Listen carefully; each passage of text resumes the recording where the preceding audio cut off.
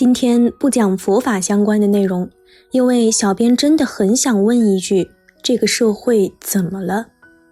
最近的网络真的不太平，先有吴亦凡被人曝光锒铛入狱，芒果台主持人以及阿里员工被人举报猥亵，后有好心人救女孩脱困被人指责咸猪手。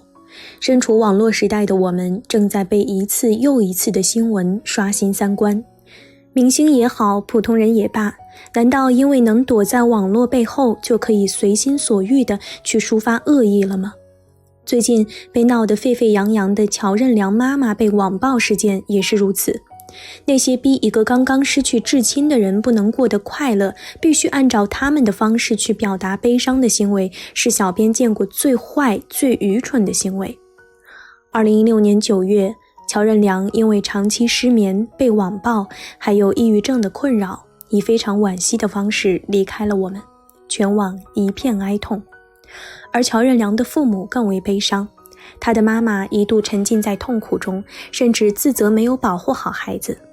那是他们唯一的孩子，每一年他都会写一段话给儿子，比如他之前在微博上写道：回顾我们短暂的28年，是我没有照顾好你，你是我永远的骄傲。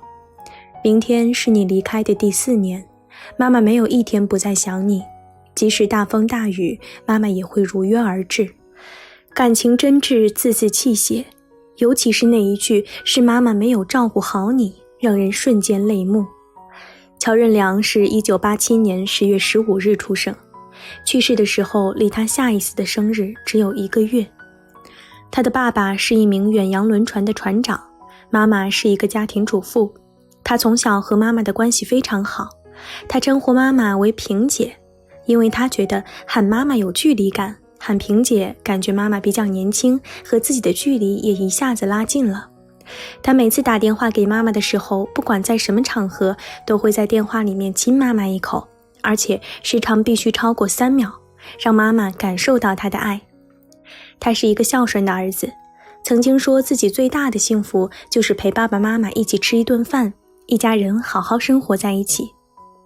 可是就是这么一个懂事优秀活生生的人，一下子天人永隔，他们说什么都接受不了。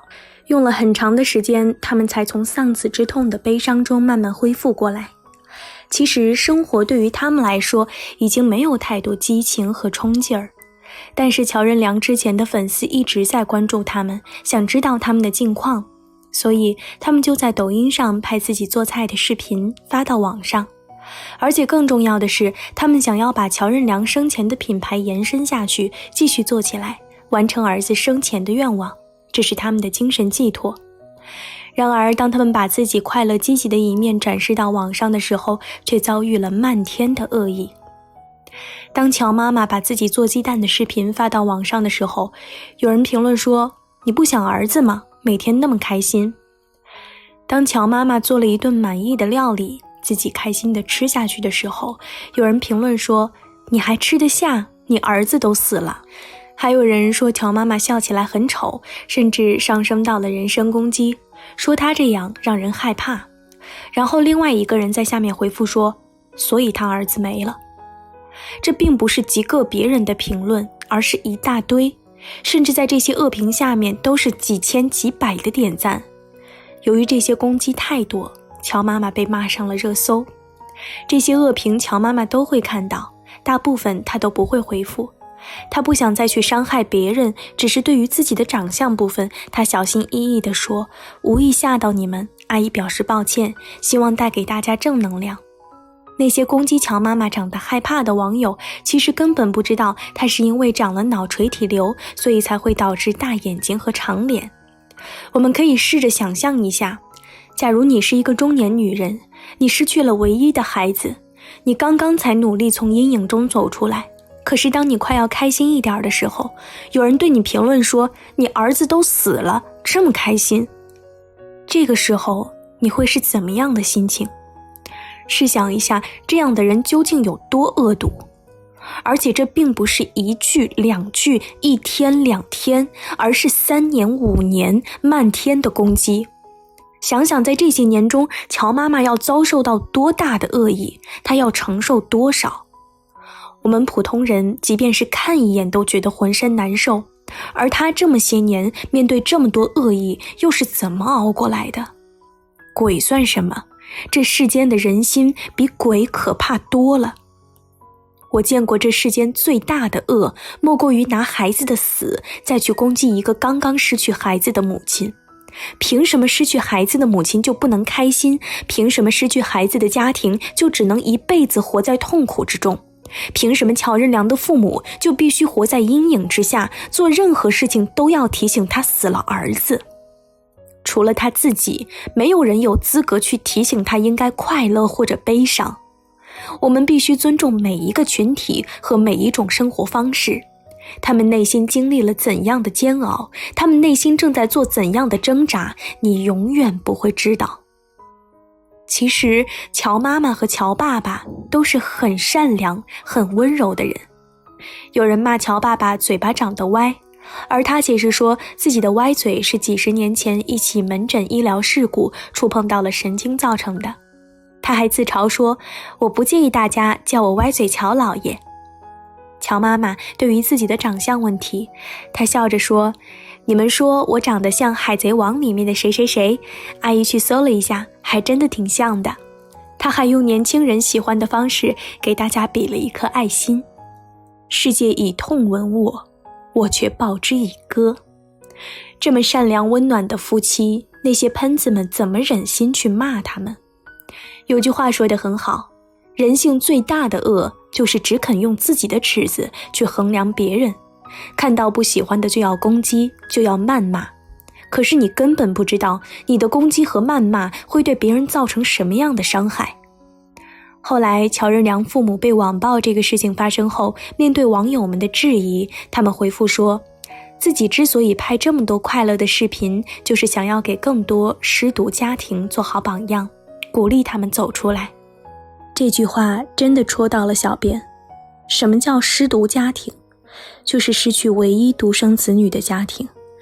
他们是世界上最悲痛最伤心的人，痛失唯一的孩子，独在人间，生不如死，所到之处皆为焦土，所爱之人皆成过往。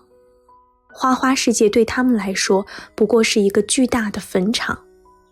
就像魏则西去世之后，魏则西的妈妈埋头于做家务，希望借此能摆脱丧子之痛，扫地擦桌子给家具除尘，但是每一擦到书柜，她的眼泪就不自觉地哗哗直流，因为书柜里整整齐齐摆着魏则西的各类专业书籍和他的日记。就像江歌的妈妈面对采访，她哭着说，请不要把我从悲痛中拉出来，因为这是我唯一能够支撑活下去的信念。当江歌去世之后，他也埋葬了自己的一部分。中国15岁至30岁的独生子女总人数约有 1.9 亿人，这一年龄段的年死亡率为4%，因此每年约产生 7.6 万个失独家庭。现在中国的失独家庭至少已超300万。每一个年轻生命陨落的背后，都有一个支离破碎的家庭。那些年迈的父母面对孩子已亡，自己疾病缠身，又是一番怎么样的心情？作者宋文婷曾经接触过很多失独家庭的故事。他说，在跟这个群体接触的过程，他们大都跟我说过同一句话，我活得太久了。每天以泪洗面，夜夜失眠的日子，他们过得太久，也太辛苦。那为什么还一直在坚持呢？